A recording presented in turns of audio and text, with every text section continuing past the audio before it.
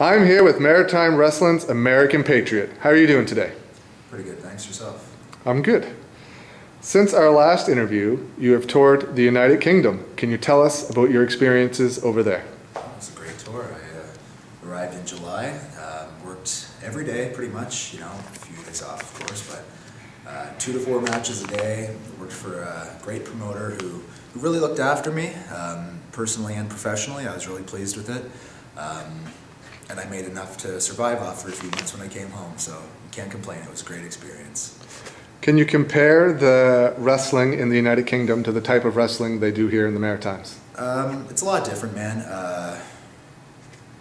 I mean, it's more about crowd reaction than anything. The promoter even chastised me for using a few big moves. He said, "Why are you doing moves? As long as the people are loud and happy, means they're going to be, buying merchandise." And it's the wrestling business really takes on a whole new meaning over there. It's about business. It's not just about doing what you want. It's about making money, and that's how it should be everywhere. But there particularly is where it really, the business brother, really meant the business. You know what I mean?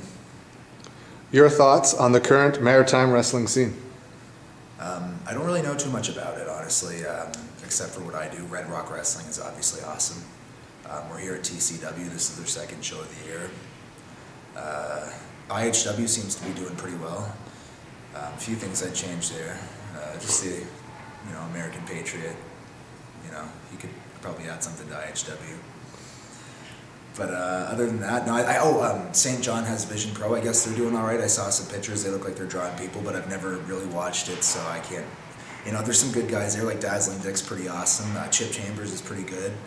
Shane Stevens. Then there's stuff going on in Miramichi. Virgil came the other night, so that sucks. I haven't seen any of that footage, but I heard it was not well received. So I guess good and bad, just like it always has been, good and bad. I can't comment though because I don't really watch it. Just of course, stuff that I'm involved in and people that I admire. Thoughts on the type of work ethic a pro wrestler needs to have, training-wise, in the gym, and effort in getting booked other places? Okay. I'm not Jay Cutler. I'm not the Ultimate Warrior, the British Bulldog. I'm not a physique guy, but I'm still in the gym 5 to 6 days a week, training really hard.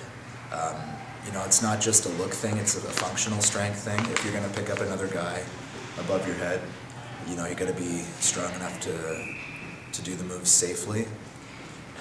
So there's going to be a lot of effort put in there. I don't feel like enough people around here take that seriously. I think what it is so many people treat wrestling like a club, like a hobby, Like you'd go and you'd join a hockey club, you'd pick up hockey, there's a hockey game going on next door, or like summer league ball, you don't really train for summer league ball, you just drink beer and play ball, and that's kind of the end of it. But with wrestling, people pay to see it, so, you might be just, you might be cheating yourself, but you're not really just cheating yourself.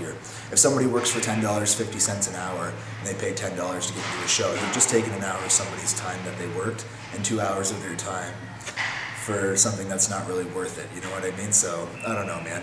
Work harder, everybody, if you're a wrestler watching this, and if you're a fan, sorry. Thoughts on the support you get from fans in the Maritimes? Oh, man, it's awesome. Those that know me have always been super supportive.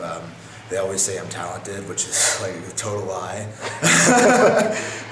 They're cool though, man. The Maritime wrestling fans are sweet. They love it. They're opinionated.